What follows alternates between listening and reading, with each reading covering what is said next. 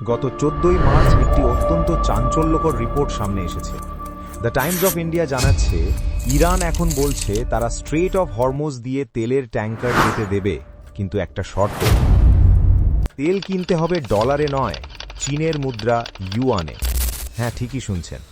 যে ডলার একসময় বিশ্বের অঘোষিত সম্রাট ছিল, সেই সম্রাটের মুকুট আজ কি টলমল করছে?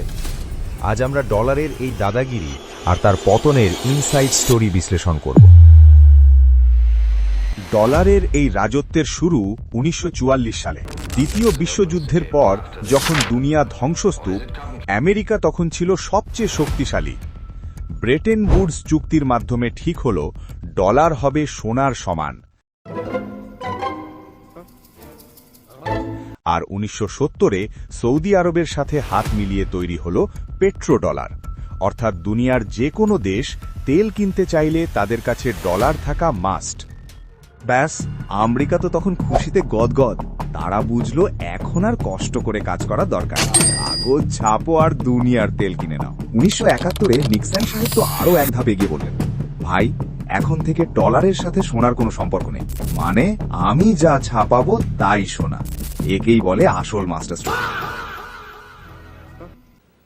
I have directed Secretary Connally to suspend temporarily the convertibility of the dollar into gold or other reserve assets, except in amounts and conditions determined to be in the interest. কিন্তু সমস্যা শুরু হলো যখন আমেরিকা ডলারকে মুদ্রার বদলে অস্ত্র হিসেবে ব্যবহার শুরু করল। ট্রাম্প যার ওপর রেগে যায় তারই ডলার ফ্রিজ করে দেয়। বিশেষ করে ইউক্রেন যুদ্ধের পর রাশিয়ার ৩০,০০০ কোটি ডলার যখন আমেরিকা জব্দ করল, পুরো বিশ্ব চমকে উঠল।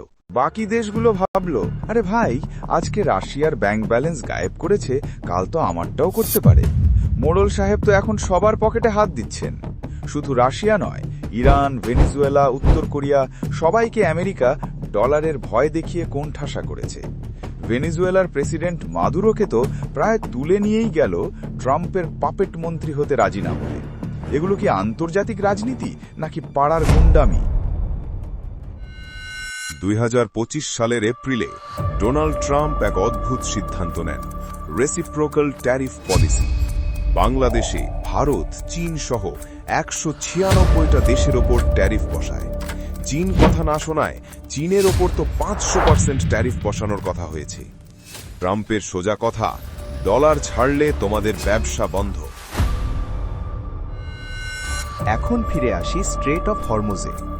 ইরান যখন শর্ত দেয় যে তেলের দাম ইউয়ানে দিতে হবে, তখন বুঝতে হবে তারা ডলারের শিকল ভাঙতে চাইছে, কারণ ইউয়ানে লেনদেন করলে আমেরিকা সেটা ট্র্যাক বা বন্ধ করতে পারবে না। ইতিহাসের পাতা উল্টে দেখুন, ২০০০ সালে সাদ্দাম হোসেন যখন তেলের জন্য ইউরো চাইলেন, ৩ বছর পর মার্কিন সেনারা বাগদাদে ঢুকে পড়ল। ২০১১ সালে গাদ্দাফি যখন স্বর্ণমুদ্রার কথা বললেন, লিবিয়া ধ্বংসস্তূপে পরিণত হল। আজ ইরান সেই একই পথে হাঁটছে, তবে পার্থক্য একটাই, ইরানের পেছনে এখন দাঁড়িয়ে আছে বিশ্বের দ্বিতীয় বৃহত্তম অর্থনীতি চীন। আমেরিকার নিজের অবস্থা দেখুন, তাদের ঋণের পাহাড় এখন $৩৮ ট্রিলিয়ন ছাড়িয়ে গেছে। তারা এক পকেটের ঋণ শোধ করতে অন্য পকেট থেকে ধার নেয়, যাকে বলা হয় বন্ড রোল ওভার।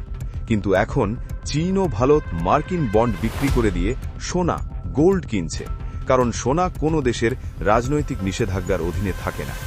চীন এখন নিয়ে এসেছে ডিজিটাল ইউয়ান। ৫ বছর আগে আন্তর্জাতিক লেনদেনে ইউয়ানের ব্যবহার ছিল ২.৫%, আজ তা বেড়ে ৪.৭% হয়েছে। যদিও ডলার এখনও ৪৭% দখল করে আছে, কিন্তু ফাটল ধরা শুরু হয়ে গেছে।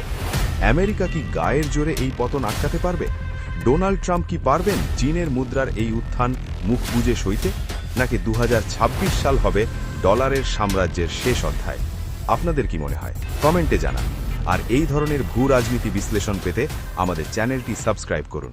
ধন্যবাদ।